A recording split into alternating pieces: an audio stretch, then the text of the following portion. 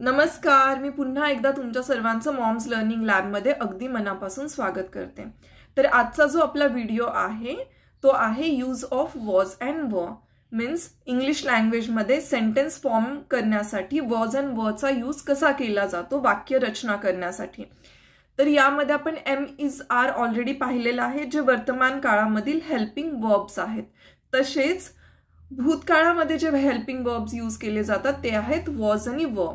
भूतकाळ म्हणजे काय, तर पास्ट टेन्स म्हणजे होऊन गेलेल्या गोष्टी जेव्हा आपल्याला इंग्लिश लँग्वेजमध्ये एक्सप्लेन करायच्या असतात किंवा त्या सांगायच्या असतात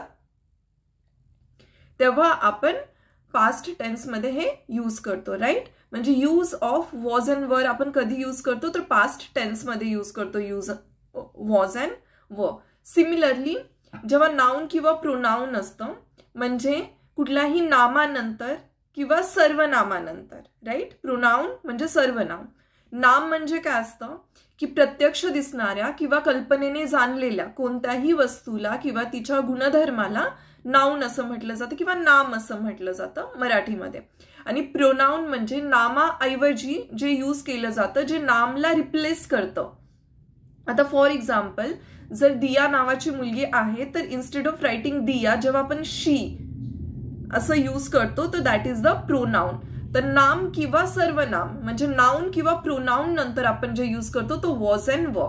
तर आपण कोणत्या कोणत्या गोष्टी याच्यामध्ये लक्षात ठेवायच्या, एक तर भूतकाळामध्ये यूज होतं, दुसरं नाम किंवा सर्वनामानंतर यूज होतं, आणि third thing is the most important thing की एक वचन आणि अनेक वचन हे तुम्हाला मुलांना शिकवायचंय। सिंग्युलर किंवा प्लुरल ह्या गोष्टींचा डिफरन्स मी तुम्हाला आता पुढे दाखवते। तर ह्या तीन इम्पॉर्टंट गोष्टी तुम्हाला याच्यासाठी लक्षात ठेवाव्या लागतील, राईट। तर आता मी एक छोटीशी कंपॅरिझन तुम्हाला इथे दाखवते। कंपॅरिझनचा फुल व्हिडिओ याच्यानंतर येणार आहे। तर प्रेझेंट टेन्स मध्ये आपण एम आणि इज म्हणजे सिंग्युलर नाउन साठी काय यूज करतो, एम आणि इज, तसं पास्ट टेन्स मध्ये आपण वॉज यूज करतो, राईट। प्रेझेंट टेन्स मध्ये आपण आर यूज करतो, तसं पास्ट टेन्स मध्ये आपण वर यूज करतो। ही रिप्लेसमेंट आहे, तर हे तुम्ही लक्षात ठेवा। नेक्स्ट इज मी आता तुम्हाला आणखी डिटेलमध्ये सांगते, हे पहा। तर याच्यामध्ये काय आहे की वॉज आणि वर। वॉज कधी यूज करणार, सिंग्युलर म्हणजे एक वचनी नाउन असेल किंवा एक वचनी प्रोनाउन असेल तर आपण वॉज यूज करणार, आणि अनेक वचन असेल तर आपण वर यूज करणार। अनेक वचन नाउन किंवा प्रोनाउन, राईट। तर नाउ आता वॉज कधी यूज करणार, after I was, he was, she was, it was किंवा एनी सिंग्युलर नाउन म्हणजे दिया वॉज, डोअर वॉज क्लोज। इथे काय येणार की डोअर हे सिंग्युलर आहे म्हणून आपण काय यूज केलं, वॉज।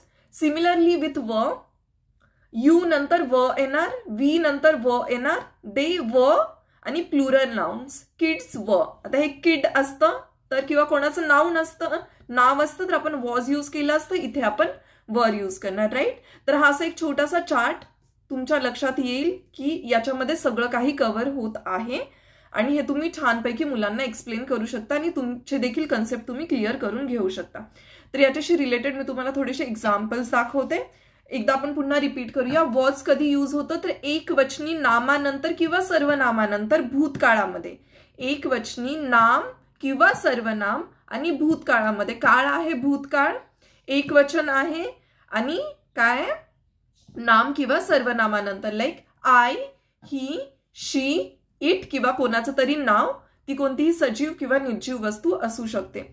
फॉर व कधी यूज होतं, प्लुरल म्हणजे अनेक वचन। तर व कधी यूज होणार, भूतकाळामध्ये अनेक वचनानंतर नाम किंवा सर्वनामाऐवजी। It's that simple. We were, you were, they were, or after any plural noun like kids were. Right? Is it clear? आता मी तुम्हाला थोडेसे एक्झाम्पल्स दाखवते। तर हे पहा, इथे आहे वॉज। वॉज मध्ये she was waiting for me yesterday म्हणजे इथे कोणती गोष्ट होत आहे, यस्टरडेची, कालची जी घटना होऊन गेलेली आहे, म्हणून काय लिहिलं आपण, she was waiting for me yesterday. She is a singular noun, एक वचनी नाम आहे म्हणून आपण वॉज यूज करलं। Similarly he was in India last month, he was, he is a singular noun आणि लास्ट मंथ म्हणजे आपण भूतकाळाबद्दल बोलत आहोत म्हणून आपण इथे देखील वॉज यूज केलं. Next is it was. It is pronoun. Pronoun का इथे आपण इटला म्हणतोय बिकॉज ही कुठला तरी नामाची रिप्लेसमेंट दिली. It can be pen, it can be pencil, और it can be any event also. It was my birthday last week. Last week मध्ये माझा बर्थडे होऊन गेलेला आहे म्हणून इथे आपण वॉज यूज केलं. एक वचनी नाम किंवा सर्वनामानंतर घडलेल्या घटनांसाठी आपण वॉज यूज करतो. Baby was laughing. बाळ हसत होतं म्हणजे हे काल हसत होतं, थोड्या वेळापूर्वी हसत होतं म्हणजे ही घटना होऊन गेलेली आहे म्हणून आपण इथे यूज काय केलं, बेबी वॉज लाफिंग. क्लिअर. एक वचनी नाम किंवा सर्वनामानंतर आपण जे भूतकाळामध्ये हेल्पिंग वर्ब यूज करतो ते आहे वॉज. नेक्स्ट इज व. आता व कधी यूज करणार, अनेक वचन नाम किंवा सर्वनामानंतर होऊन गेलेल्या घटनांसाठी. The boys were playing football म्हणजे मुलं फुटबॉल खेळत होती. इथे अनेक वचन आहे. आता हे तुमच्यावर आहे. इथे मी कुठलाही यस्टरडे, लास्ट डे किंवा डे बिफोर यस्टरडे किंवा काहीही टाकलेलं नाही. रिझन इज दॅट की इथे तुम्हाला कन्सिडर करायचं. जर इथे तुम्ही आत्ताबद्दल बोलत आहात तर तुम्ही आर लिहिलं असतं, पण इथे आपण भूतकाळाच्या सेंटेन्स फॉर्म करतो म्हणून आपण इथे वर लिहिलं. The boys were playing football. Similarly we were busy yesterday. आता इथे मी स्पेसिफाय केलं येस्टरडे म्हणजे काल, भूतकाळातली घटना आहे म्हणून आपण इथे वर यूज केलं. Similarly were you last week म्हणजे लास्ट वीक मध्ये तुम्ही कुठे होता. तर आपण लास्ट वीक बद्दल क्वेश्चन करतोय म्हणून आपण इथे लिहिलं व. Kids were making noise in the school.